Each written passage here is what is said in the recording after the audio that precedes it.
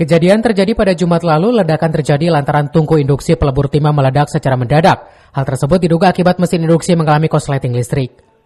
Padahal produksi timah ini sudah tidak terlihat aktivitas para pekerja sejak akhir tahun 2023. Akibat kejadian tersebut tidak menimbulkan korban jiwa, namun beberapa bangunan yang berada di lokasi pengolahan mengalami kerusakan hingga 3 rumah warga mengalami kerusakan berat dan ringan.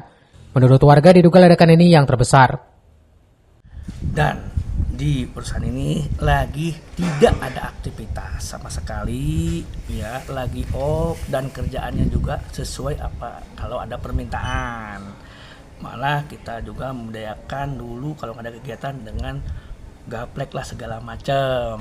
Dan adapun kalau ada kegiatan pasti itu dengan adanya laporan ke aparat setempat semuanya. Nah, kejadian ini pure musibah karena korsleting listrik yang 3 pas. Lebihnya saya juga tadi sekitar jam 4 ya, 4 kurang lebih lah, mungkin 2-3 kali ledakan. Saya itu juga bangun udah keadaan meledak.